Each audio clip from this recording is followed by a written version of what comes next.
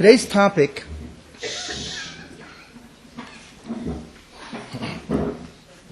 is really divided into two parts. First part will be this week, and the next part will be the next week, next Tuesday, because it was really too much material to include into one shiur. So I decided that the best thing would be is really to divide it into two parts. This shiur is, I have to say, is a very unusual shiur. It's possible to go through an entire life and never hear anything about this type of a shiur. The name of the topic, I title it, although everybody has to decide, is what does the Messiahs tell us about the Ribono Shel Olam, really? You know, most of the time we are into what does the Ribono Shel Olam do? That's most of the Chazal, whether it be Kessin and so on, Erech HaPayim and the Yud Gimel Midas. So what does the Ribono Shel Olam do is what most of the time people talk about. But who is the Ribono Shel Olam? What does the Messiahs tell us about the nature of the most important being in all creation? And that's an understatement, obviously. The most important being altogether that is, and so on. So therefore, what I decided to do is to devote a shiur to that. This shiur is very fundamental. Very fundamental means that it's not going to be, well, there is a lot of details and so on, but it's fundamental in the sense that it will touch every aspect of the avodah of Klal Yisrael. This shiur is based on, I obviously didn't make this up, this shiur has a basis. It is based on several Rishonim, a composite actually, which I have put together. It is based on Rabbi Moshe Chaim Luzzatto, who is my major source. In fact, he's my major Rabbi. Ramchal, Rabbi Moshe Chaim Luzzatto, was one of the greatest Balei Hashkofa, Balei Musa, and Mesilas Yesharim, and Balei Kabbalah of the last 400 years, recognized as such. So we have Ramchal as the first basis. We have the Rambam in the Mishnah Torah and the Moreh Nevuchim as the second basis. We have the Chovos HaLevavos in the first Shah Yichud, that is the third basis. And we have, to a certain extent, the Rav Sadia Gaon in Emunos V'Deis, and also, to a certain extent, Rabbi Yosef Alboy, the Sefer Yikorim. What I have done is fundamentally put together a shiur, which is what's called, it's sequential, that will present the ideas slowly so you can grasp this topic. This topic is a very profound topic. It's probably the most profound topic you can ever deal with because it deals with the Ribono Shel Olam himself. What do the Chazal tell us? What does the Torah tell us? And how do we understand this? So this fundamentally is the basis of this shiur. What is interesting as an introduction to this is that, you know, we grow up. We start off as little kids, and we have our conceptions. We have our conceptions of tzaddikim, chasidim, and rebbes, or who they are. We see them if we're zocheh to see them. We also have a conception of the Ribono Shel Olam. You know, where the Rebbe says the Ribono Shel Olam. So we've somehow formed some type of idea of who is this person talking about and so on. It was once, just as a cute remark, a Rebbe once asked his class, okay, class, there was little kids, 6 years old. So he asked his class, where is the Ribono Shel Olam? So kids were raising their hands. Finally, one of the kids raised his hand and said, the Ribono Shel Olam, he's in the bathroom. He's in the bathroom. So the Rebbe, this is a true story by the way, so the Rebbe asked him, what do you mean he's in the bathroom? Well, he says, you know, every time if my father goes to the bathroom, my mother goes by and says, Ribono Shel Olam, wen kommst du heraus?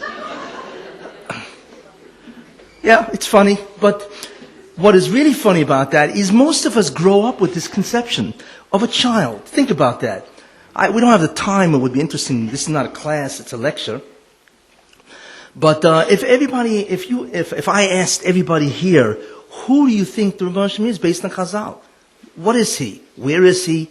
Not what he does. Actually, most of you will answer what he does. Some people will say, well, he's merciful, which is of course true. But that's not him, that's what he does. He acts mercifully. Some people will write, well, he's a judge. That's true. But a judge is a role, that's not him. You see, but if I ask you, well, who is he?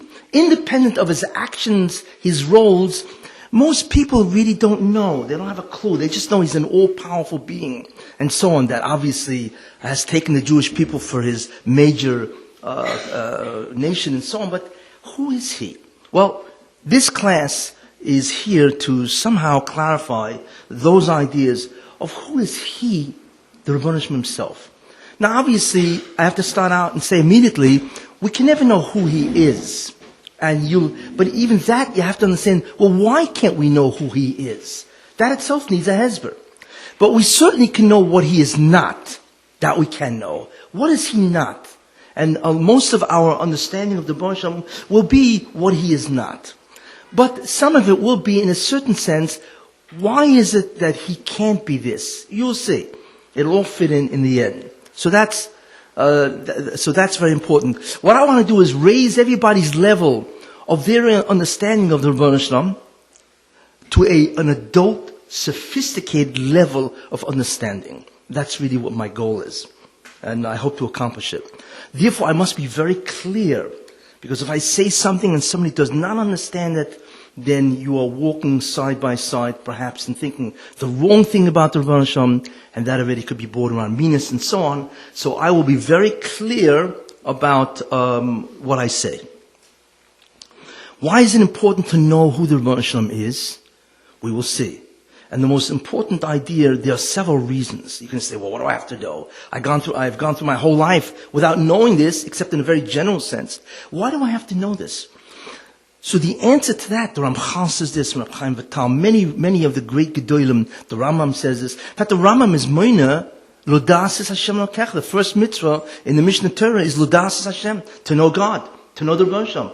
It's a mitzvah asay to think about who the Rebbeinu Shem is. As strange as it may seem to us, as much as we tend to ignore this, it's really a mitzvah asay. What's the pasuk? Every mitzvah has to have a pasuk. So the pasuk is V'yodata hayoim, and you will know this day. V'yodata is a tzivui. Okay, Ki Hashem hu Elokim, that the Rebbeinu Shem is the Lord, the Master. Elokim is the Master, the Lord. Okay, let me start from the beginning. And you will know this day, and you will place it in your heart. What does that mean? What that means is that if you know something partially, your heart is agitated. You're agitated because you don't really clearly understand something. So the Rebbeinu Shem says, that your heart has to have no agitation. It has to be at peace. Why? Because you have a beautiful understanding of who I am. So V'hashivoy Solovecha tells you the extent how much you have to labor to understand the Rebbeinu Shem.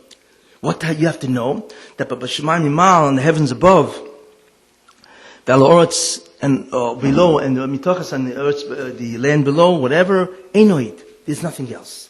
That's what you have to know. The Rebbeinu Shem wants you to understand who he is. It's a mitzvah asay min haTorah. And that should be sufficient for us, just by that itself. Now, but there's other reasons why we really have to know. One, you can never, and I am going to say this is my opinion, and I'm sure it's stated in many Muslims from, you can never be an emissary Yerushalayim, fear of heaven, unless you know who you fear. It's just that simple.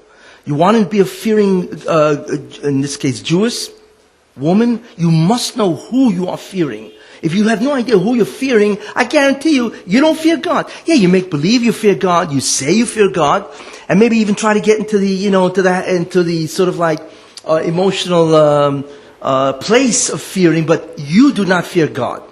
If you want to fear Him, you have to know who it is you fear.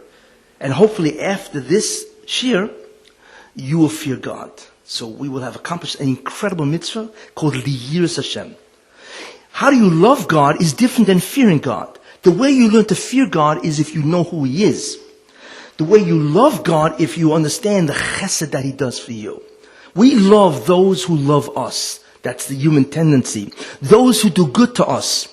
Those who are kind to us, we tend to love. We reciprocate. Why does a child love the parent? Because a child sees the incredible dedication and devotion that the parent does. That is the siman of love. Besides the verbal statements that the mother says, well, I love you. How do I know? but I see that you do that which indicates love, I know you love me. So we love God. Why? Why do we love the Rebbeinu Shalom? Because He is an incredible Baal Chesed. And that is another shir. What is the Chesed of the Rebbeinu Shalom? Which is another shir. But the fear means you have to know who He is. And that's this year, I want to dedicate that. But besides that, knowledge of the Rebbeinu Shalom will give you a tremendous fundamental knowledge of the structure of Yiddishkeit. Even though you don't understand what I mean, but as time goes on, you will see. So therefore, this is what I would like to do. I will, however, so we have the basis of where the information is derived, basically. We have the mitzvah saseh. We have the fact that we need to grow out of our childish notions of who the Rebbeinu Shalom is. And also the benefit of this, besides being Mekam mitzvah saseh, is to fear the Rebbeinu Shalom, true fear. Because when you see and hear what He is, you will walk away awestruck. You will be able to reach the Madrega, I kid you not, of Mamas Yiras HaRoimimus, not Yiras HaChet. That you can know just that He punishes, that there's a concept of retribution. But you will actually have the concept of Yiras HaRoimimus once you understand who the Rebbeinu Shalom is. It's a tremendous kiyum of avodah to do that. So now we can proceed. When we look at the Torah, we ask ourselves, where does it say anything about the Rebbeinu Shalom, who He is? I mean, it says everything about what He did, what He does, what He will do. It says all over the Torah, right? For Avraham Avinu, we're now in the midst of the stories of Avraham Avinu, Yitzchak and Yaakov, and of course, Klal Yisrael and the Nevi'im, Moshe Rabbeinu and so on. We see it clear. But where does it say who He is? Well, there's not many places that it says who He is, for obvious reasons, as we will see. But there is one place that it says clearly who He is. It is an attribute of Him, as we will see, in terms of how we can understand Him. Truly, it's an attribute of Him. It is not a statement about what He does, but who He is. And where is that statement? Everybody knows, except you don't think about that. What's that something? Shema Yisrael, right? What does it say Shema Yisrael? Hear Israel, Shema Yisrael. Hashem Elokeinu, the Rebbeinu Shalom, our God, the Lord, our God. Hashem Echad, God is one. One is an attribute. One means one and not two. That there is only one being that can qualify for the name God. That's Echad. That is a statement about who He is, not what He does. Now, why is this so important? Well, it's obviously important because, the Moshe is not two, so that leads us into Avodah Zarah, and so on. So obviously it's clear that we want to know who He is, in the sense that He is one, and therefore we avoid the incredible amount of pitfalls that all the Goyim and all the Avodah Zarah and all the Minim and all the foreign ideologies of today clearly have fallen into, and so on. So obviously it's very important that we know that He is the only one, and so on. But when we think about the concept of oneness, the question is, okay, I know He's one. If it's V'yodat Hayoim, and you'll know this day, that the Rebbeinu Shalom is one, because Bashamayim Imal, in the heavens above and the earth below, there is nobody. Or there's nobody else. So He's obviously one. What's this v'hashivuis levavecho? Well, what's this labor that I have to do to understand that He's one? It takes 15 seconds to get that yediyah. I walk over to you and say, is the Rebbeinu Shalom one? What is He? And you say He's one. Oh, I know it. That's it. That's V'yodat Hayoim. So why does it say in the Torah, v'hashivuis levavecho? It would seem that this is an enormous effort, labor, intellectual labor, to figure out what one means. And the Ramchal says this. So why do we have to have v'hashivuis levavecho? Because to understand the concept of one is a very difficult task, as you will see. Therefore, this attribute that the Rebbeinu Shalom is one is not merely a luxury. It is an incredible definition. It's an understanding of a great deal of Yiddishkeit that we have to know. So we have to study the concept called Achdus, Echad, oneness. And that's what we will do. So what we're all going to do to dramatize this event, we are going to go into a building, and this building we are going to go into an elevator. And we're going to take it down. I prefer to go down, which means in depth rather than up. But in any case, we're going to take it down. The Pentagon has many floors. If you're aware of that, it's not just, it is an outside structure. But if you go into the Pentagon, you can go down 10 stories or whatever it is, because they go down and down and down. We're going to do the same thing.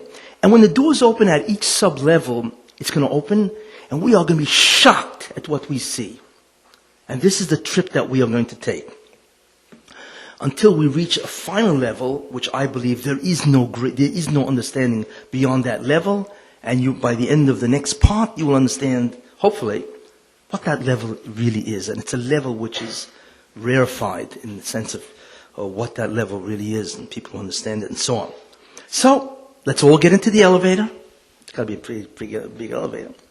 Get into the elevator, we press sub 1, we go down one flight, the doors open, and we are astounded.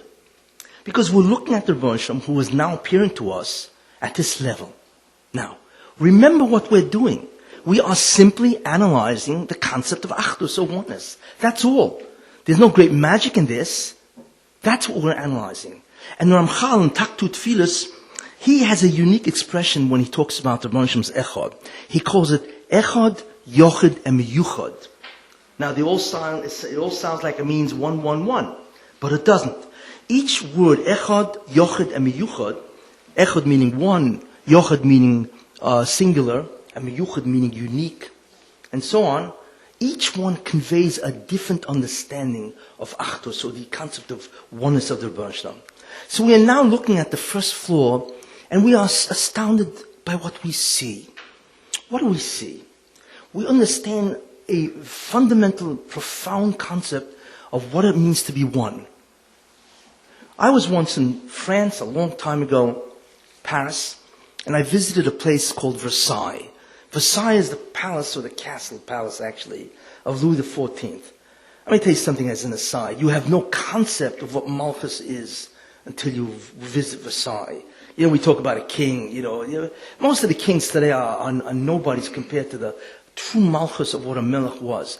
Louis XIV's palace, Versailles, is such a place. It's astounding. And I was there, and I was taking this tour, and they showed us a desk. It was an incredibly ornate desk. It had curves and this, and that was a huge desk. It was beautiful. So the tour guide said, well, it took the carpenter, or actually the cabinet maker, 35 years to make this desk. That's a long time for a man to spend his life making a desk. I hope he wasn't crazy enough to make 2 desks. That he can qualify for what? For Social Security. Just have made 2 desks. Whatever. But in any case, it took 35 years to make. You can imagine what kind of desk it was, and so on. So my question then would be this. Could he have made a second desk? I mean, he made 1. Could he have made a second desk? And the answer, of course. It could have been replicated or duplicated. Why not? He'd spend another 35 years making a second desk. No problem. He could have made a second desk. Okay. Everything that is one of a kind can be 2. There are stamps that are one of a kind. But initially, there were many stamps made, or coins, or whatever. Everything that's one of a kind doesn't mean there can't be another one exactly like it. It could be that probably there isn't another one. Fine. But in the realm of possibility, could there be 2? The answer is yes. This idea that an object is one because there's no other object like it, right?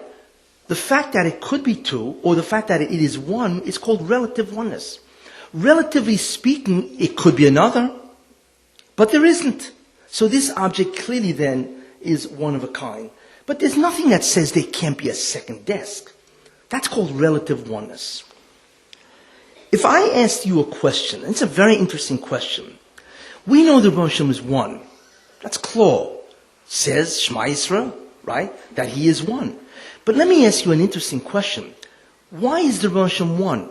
Could it have been possible, in the realm of possibility, that there could be 2 gods, identical? Or we say, no, there cannot be 2. In other words, is the Rebbe Shalom relatively one? It's true that the Rebbe Shalom is one. But the question is that because it just happens to be that way? He's lucky that he does not have to share his divinity with anybody else, and therefore he's one, which is emes. But is he relatively one? Which means that there could have been 2. It just happens that there isn't 2. Or is it something else? that the Rebbe is absolutely one, not relatively one, absolutely one. What does absolutely one means? That it is not possible within the laws of existence or within any laws that there should be two beings like the Rebbe Shalom. That's called absolute oneness. And the answer is, no, there cannot be two. Forget about why, because you can ask, well, why? Not that there has to be two. Hashem is one. But why can't there be a second? So put that aside. You'll understand that later. But right now, it is critical to understand that Rabbi Hashem is an echad. He's one absolutely. There cannot be, it is not possible for there to be a second being like the Rebbe Shalom. That's called absolute oneness. That is a very important idea. And we're astounded by that. Why? Because we've never seen anything like that. We know that we meet things which are one, but there could have been a second. It doesn't happen. It just happens to be that there is no second. Fine. But there could be a second within the realms of existence. Could be a second. When we talk about the Rebbe Shalom, what is so unique, which we begin to understand, when it says echad, one, it means absolutely one. There cannot be two gods. In other words, the existence of one God precludes or makes impossible the existence of another being like the Rebbe Shalom. So automatically we realize that we're not talking here about something that we're familiar in human terms. We are talking about an aspect of Rebbe Shalom that is not conceivable, in the sense that we've never seen something like that. That the being itself makes impossible the existence of a like being. Never saw that before. But that's the achdus of the Rebbe Shalom. That's what it means to be echad. So therefore, this is the beginning of the understanding of what echad is. God is absolutely one. There cannot be, without going into why, a second being like the Rebbe Shalom. So no matter what you do, you cannot have two gods. So therefore, all the religions that have polytheism with many gods or whatever, or whether it be Christianity that has three, or whatever, and so on, the Trinity and so on, this is nonsense. There cannot be a second God like the Rebbe Shalom. So therefore, it destroys the premise of an enormous amount of foreign ideologies and religions. Very important idea. Great. I hope everybody grasps that. What that means, that the Rebbe Shalom is absolutely one. Cannot be two. Fine. We now go back into the elevator, right? Because we now begin to see that the Rebbe Shalom is unlike anything we've ever seen. We go into the elevator, we press the floor, subfloor 2, and we go down a second floor. The doors open, and again we're astounded. What astounds us is the Rebbe Shalom is one. But now we begin to achieve a new understanding of the concept of one. Until now, the Rebbe Shalom is one, externally one. There cannot be no other Rebbe Shalom or God with him. So when it says Ein Oid, it doesn't mean Ein Oid, there just doesn't happen to be one, another. It's not possible for there to be another. Fine. But on the second floor, we begin to see something different. And the Rambam brings this down. What do we see? Again, it's the same word one. But not only is the Rebbe Shalom externally one, means there's no being like him in that sense, but when we talk about the Rebbe Shalom as being one, he is called a Pashut. God is simple. What does simple mean? Well, the opposite of simple is complex. What is complexity? Complexity is that which has many parts. If it has more than one part, 2, 3, 4, 5, or whatever, then we are talking about a being that is complex. What does it mean to be complex? Let's take the human being. A person, whether you believe it or not, actually whether you know it or not, each human being has 1 trillion, or actually, each brain of the person has 100 billion neurons. That means you have at least 100 billion cells called nerve cells. And that's just the brain.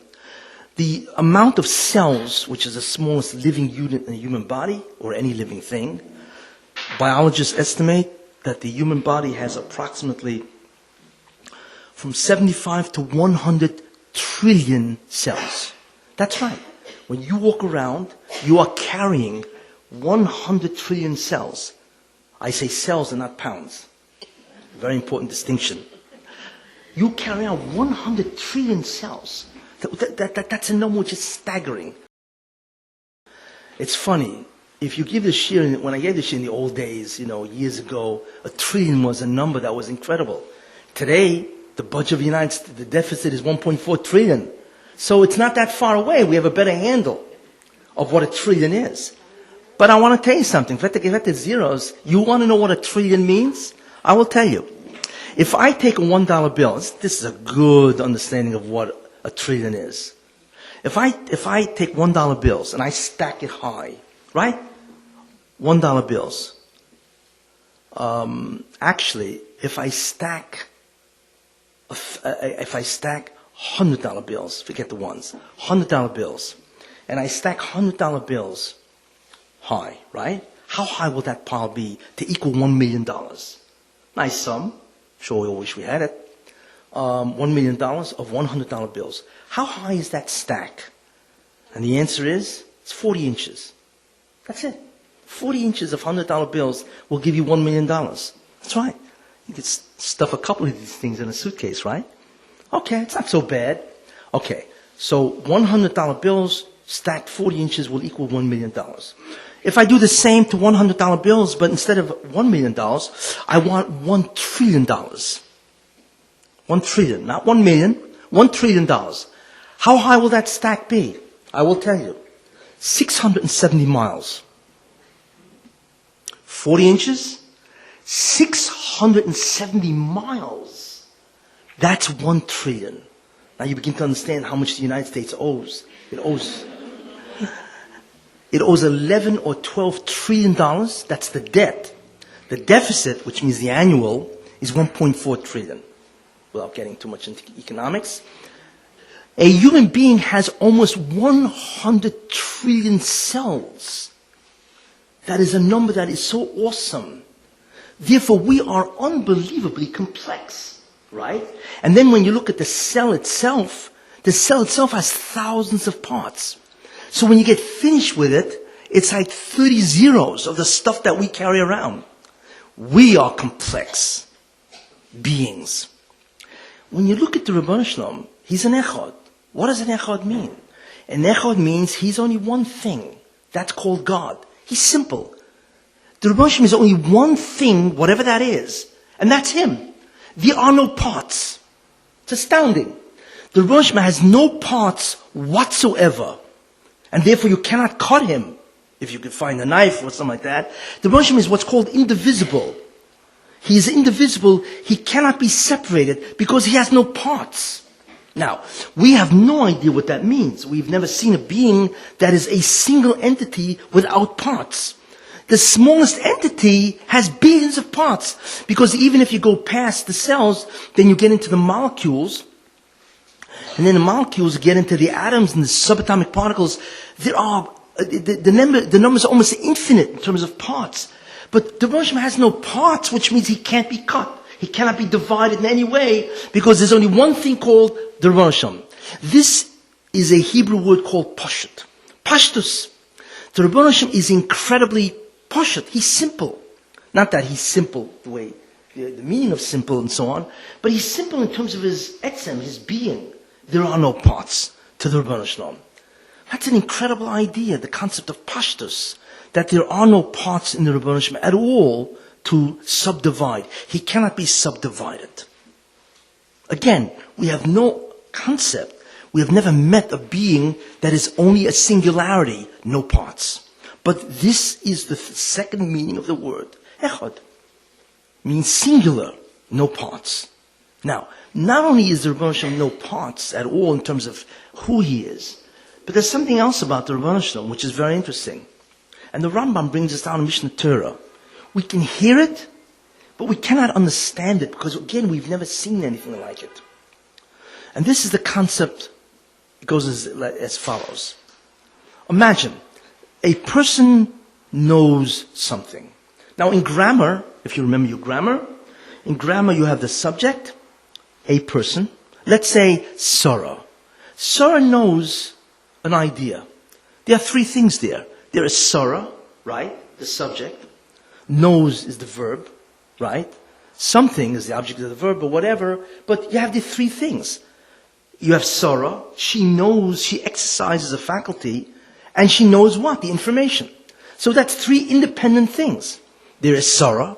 There's the fact that she knows, the act of knowing, and what she knows is the information that she knows, right? That's three different things. Grammar distinguishes between those three. It's called the subject, and you have the verb, the object of the verb. Grammar deals with all the different parts of speech, which is the different parts of reality and so on. Fine, we understand that. Or let's say Sarah remembers her birthday, right? So again, you have Sarah. She remembers, that's an act of remembering. What does she remember? She remembers when her birthday is, the date. So you have three things. You have Sarah, the subject, or the verb. She remembers, remembering is a verb. And she remembers the date of her birth, which is the information itself, which is the object of the verb. Fine. Simple to understand. And it's true of everything we say. Somebody throws a ball, there's the somebody throwing and the ball, and so on. When it comes to the Rambam, the Rambam says an incredible concept. The Rambam says, and this is included in the concept called Pashut. Simple. Just like the Rebbeinu Shem cannot be split in any way. There's only one thing, and that is the Rebbeinu Shem. That's Pashut. No complexity whatsoever. The Rebbeinu Shem has no complexity in his acts also. What does that mean? That means when the Rebbeinu Shem knows something, the Rebbeinu Shem is identical to the action of knowing, which is identical to the knowledge itself. He's the same thing. God doesn't know anything. The Rebbeinu Shem is the act of knowing, is the knowledge itself. It's one thing. Now, the Rambam says, interestingly enough, we can understand what that means. I mean, we can hear it. We've never seen something like that. Nobody is the act and the knowledge itself. They're identical. There are three things. There's the person who is able to know something. But nobody's identical to all three, where the knower is identical to the knowing, which is identical to the knowledge. We can hear it. It's really it's difficult for us to understand what that means. But this again is a second concept of the idea called simplicity. The Rebbeinu Shem is simple, singularity, in terms of who he is and what he does. There's no such thing as he and something else which is called the doing and something else which is called doing on what. No such thing. It's identical. It's him all the way through. In us it would be three. In him it's identical. It's the same thing. God is the subject. He is the action of knowing. He is the object, the knowledge itself. It's one thing called God, the Rebbeinu Shem.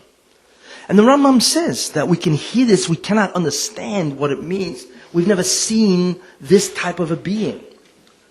So what we begin to understand now is two concepts of Echad.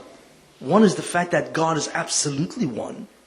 You cannot have a second God. And the second thing is that the Rebbeinu Shem himself is Pashut.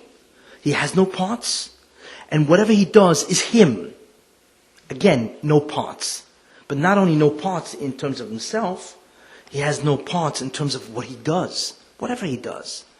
Rebbeinu Shem remembers, he speaks. It's always he himself is the act, is the object of the act itself. So, if you don't understand what I'm talking about, don't be afraid. I also don't understand what I'm talking about. I share the same confusion you do. That's a rare admission from a speaker. However, I voiced the Rambam, because the Rambam also doesn't understand what it means. He says it. We don't understand what that means. He says we can hear it, but we have no concept of what this can possibly be. But it's a yediyah. It tells us something about echad, about one. That the Rebbeinu Shem is a true oneness. In every which way you want. So, the Rebbeinu Shem is externally one. There is no being besides him, like him. And he's internally one. That means there's no parts in any which way, whether it be in his being or in his actions. No such thing as parts. It's one single concept called God or the Rebbeinu Shalom. Fine. So we have now reached very interesting conclusions. That the Russian clearly is not like us. Clearly not like us at all. Okay.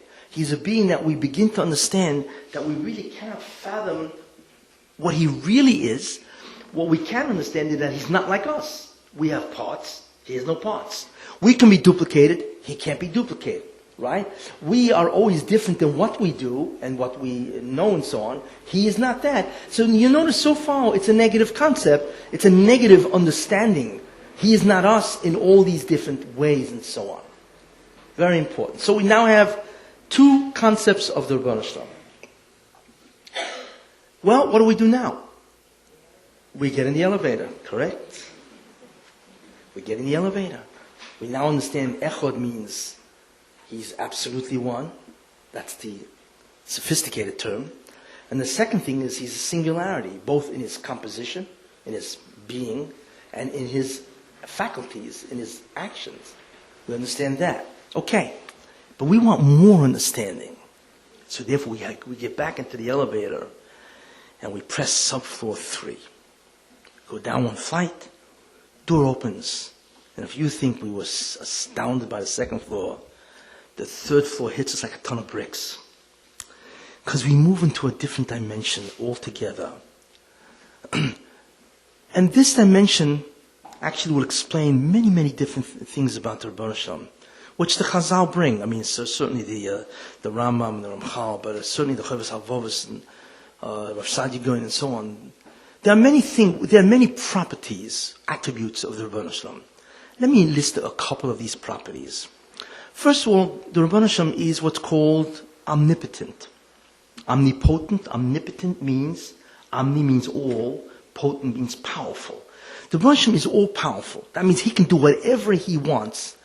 I always get a kick out on Yom Kippur when we read Yoina. Those malachim, the malachim means not angels, but the sailors, when they want to throw Yoina overboard, and the sea was raging, they wanted to throw him overboard, and so how did they know? So they took Yoina, they put him over the side, and they lowered him. And all of a sudden the storm abated. I mean, imagine a storm abates by an action that you do. It's not, they lowered him, it stopped. They raised him, it started again. I mean, what kind of weather is this, and so on.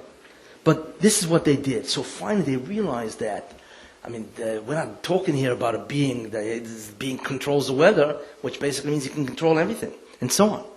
So they began to be mispal to Rebbeinu Shalom, and they said the greatest statement in terms of the recognition who Rebbeinu Shalom is. They said, "Mashu chafatzta osisa." What you want is what you do. You are not limited in any way. The only thing that limits you is because you don't want it. It's mashu chafatzta. You want this? It's done. That's what limits you, because you don't want it. So it's not done. But that's what limits you, because you didn't want it. That's an incredible hasaga of omnipotence. They understood that the Rebbeinu Shalom can do whatever he wants to do. Truly, he's omnipotent. Why? What about him makes him omnipotent? That's an interesting question. Second attribute is the attribute called omniscience. Omni again means what? All. And science, really that's where the word science comes from, knowing. God is all-knowing. The Rebbeinu Shalom knows everything. There is nothing that is concealed from him. And we will understand why that is, but he knows everything. There is nothing hidden, which means that even the revolution of one electron around a nucleus is known to him exactly. He knows where the electron is, how fast it's going. And by the way, we cannot know that based on the laws of uncertainty and so on. He knows everything, mamash. He knows who you are, what you're thinking at any given nanosecond. Okay. He knows the physical structure of the universe, exactly what it is, down to the quark, which is, the nucleus is made of quarks and so on. He knows everything. Omniscient. Which is astounding. You can't hide from him because he knows your hiding place. He even knows what you're going to do. He knows you're going to hide. As we will see, because he's not time directed. He's not time driven. He's not governed by time. There is no past, present, or future to him, as we will see. So he knows what you will do, what you are doing, what you have done, and so on, as well as we know what we are doing at the present. In fact, he knows it's a lot better than we even know ourselves, and so on. But therefore, he is what's called omniscient. There's a third attribute about the Rebbe Hashem called omnipresent. He's all over. What does that mean? And that's what it means. Mole kol ha'oretz kavoidai. And it doesn't mean oretz. It means the entire bria, creation itself, is pervaded by his presence. Right? That's what it means. Now, you ask yourself, okay, then how big is he? What's his size? You want to hear what a size is? And that's what it means. Right? Because he pervades all creation. How big is creation? Well, I don't know how big creation is, but I will tell you how big the universe is. According to scientists, well, first you have to know what a light year is. A light year, light travels at a speed of 186,000 miles a second. That means it will go around the planet Earth 7 times in 1 second. That's its speed. That's pretty quick. It really is, right? Okay. However, light still is finite. It takes 2 seconds to go double that, and so on. So light travels 186,000 miles a second. How many seconds are there in a year? And how long will light travel in 1 year? It will take 6 trillion miles. Light can travel in 1 second, in 1 year, 6 trillion miles. That's a long distance. Let me tell you something. It is really a long distance. The interesting thing about it is that the nearest star is 4.4 light years away, Alpha Centauri, which means it takes light itself 4.5 years to travel to that star. Could you imagine how far that star is? In fact, if you want to understand what that means, if the sun, or the earth, well, let's say the sun, was an orange in New York City, right? You're in New York City, and the sun was as big as an orange. The nearest star would be in Minneapolis. That's the nearest star. And that itself would be as big as an orange. You imagine the size of the nearest star. So it takes light 6 trillion miles to travel in 1 year. Fine. That's how long it takes to travel. How big is the universe? How many galaxies? Everybody knows what a galaxy is. There's a planet, there's a solar system. And then the solar system is part of a galaxy, which is a humongous amount of stars in a group. There's 100 billion stars in the galaxy. One galaxy. There's 100 billion stars. It's awesome. And by the way, a star, the sun is 850,000 miles wide. 350 Earths can fit into the sun. Imagine how wide. The sun is almost 1 million miles wide. Okay. And that's a typical star. There's 100 billion stars in a galaxy, which is one group. How many galaxies are there? Well, astronomers estimate that there are over 100 billion galaxies. So the total amount of things that we can see, in the universe, is 100 billion times in a galaxy, times 100 billion galaxies. That's the amount of stars in the heavens. It's beyond our comprehension and so on. Therefore, astronomers estimate that the universe is 13.7 billion light years. Whatever, that's their estimate. But wait a minute. That's how big it is. I'm not talking about when it came into being. All this came into being 5,770 years ago, without getting into the time and age differences and so on. But their estimate of the galaxy, based on light and spectrography and so on, is 13.7 billion light years. Yeah, but wait a minute. If the Rebbe Hashem is Mole Karetz Kavoidoi, that means the Rebbe Hashem is as big as the universe. The known universe is 13.7 billion light years, which is 13.7 times 6 trillion, right? That's the expanse of the universe and so on. But the Rebbe Hashem is big as that, at least. What a size. It's mind-boggling. The Rebbe Hashem, what kind of a size is that? That's not a size. That has to be something we have no comprehension about. But that's what Mole Kol Oretz. It doesn't mean Oretz, it means universe. And that's only partially. The real size of the Bria is not merely the physical universe, because this world is divided, according to Kabbalah, into 5 different olamas, or 5 realities, and so on. This physical universe is part of the lowest reality called Olam Asiyah, and it's called the Olam HaShafel. And the physical universe is only a small part of the bottom world. That means after this, you got world, not worlds, dimensions of existence. Above and above, till you get to the fifth. And the Baruch Hashem pervades them all. So we're not dealing with a being that can possibly have size. So, but we know that Molokar Tzkavoide, that the Baruch Hashem pervades all of it. In fact, there is nothing that does not have the Baruch Hashem in it. There is no space. There's no atom that doesn't have the Baruch Hashem in it. That's a third aspect of the Baruch Hashem, which is astounding.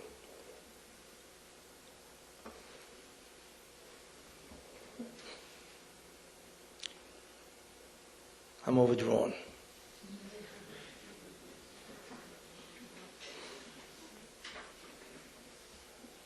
That's it?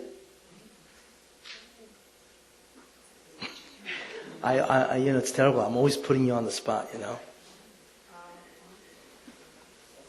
5 more minutes? Okay. 3 attributes of the Baruch Hashem. Each one is unbelievable. But then there's a fourth one, which is unbelievable. It's called Hechrach HaMetzius. Ramchal talks about it, the Rambam, and so on. What does that mean? Okay. It is possible for somebody to kill himself. We know that because people do that all the time, unfortunately. Just turn on the radio in the morning and they said somebody killed himself in NYU. It's just incredible and so on, Whatever, and it's Rahmanus, whatever and so on. But anyway, it's possible to terminate our lives. We can do it willingly and so on. The Baruch Hashem gave us the free will to terminate our lives. Okay, what does that mean? That means we can choose if we want to live or not. We have the choice of life and death, and so on. Like that in the Torah. So therefore it's possible for an individual, a human being, to terminate his life. Commit suicide.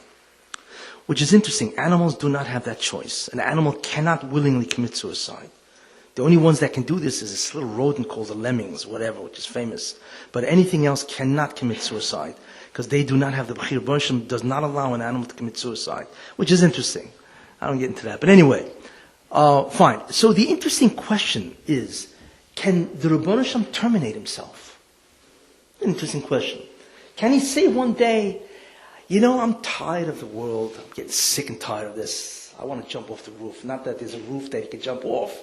There's no such roof. But the question is, can the Rebbeinu Shem end his life, if you want to use that term? That's the first question, so on. Or even another question is it possible for there to be a universe without a God at all? Forget about how the world comes into being. It's a whole different problem. But is the non-existence of the Rebbeinu Shem possible? So you have 2 parts. Can he terminate it, which would mean it's possible? Or the non-existence of a Bria is not possible, just like there cannot be 2 gods. That's an interesting question. We don't know how the Baruch Hashem would do that, and what would happen to us. We would instantly vanish, and so on, because we need his existence and for us to exist. But is it possible for the Baruch Hashem to vanish, to commit suicide? And the answer is no. It's not possible. That's called Muchur HaMetzius. His Metzius is forced, or as they term it in Chazal, it's Muchur, it's necessary. The Rebbeinu Shem has necessary existence. That means that he cannot terminate himself. It is not possible. Just like there cannot be a second God, there cannot be a universe, a Bria, without a Rebbeinu Shem. Which means not without a Rebbeinu Shem, without him. He cannot terminate his existence. An existence without a God like him is not possible at all. And that's an incredible ability. Muchur HaMetzius. That he must be. There's no choice that he is not, or whatever. Which is, obviously, we're dealing with a whole different type of being. And so on. But that's a fourth very important characteristic that he must be. Another important characteristic is that he's eternal. What does that mean? God has no beginning, as we will understand that later. He always was, he certainly is now, and he always will be. Since non-existence obviously is impossible, then he is enduring. It's called enduring. He's Netzach Netzachim, which means there is no beginning to God. There's no end to him. He always is, was, and will be. He's enduring. That is another very important concept of the Rebbeinu Shem. So we have these many different ideas about the Rebbeinu Shem. including the one I mentioned before of absolute oneness, that he must be one. There cannot be a second. The question is it possible to have an understanding of that? How he has these attributes? That is the question. And when we now that we're on the third floor, and I'll have to end now, we open up the third floor, and we are astounded. Actually, it's 1, 2, it's the fourth floor. Yes. We're on the fourth floor, the doors open, and we are literally dumbstruck. And not only are we dumbstruck with what we see about Echad, remember, it's all about Echad, we are dumbstruck about not only Echad, but we are dumbstruck because what we see on the fourth floor actually can provide us with clues about all these different characteristics of why he has that. But in order to understand that, you have to wait a week.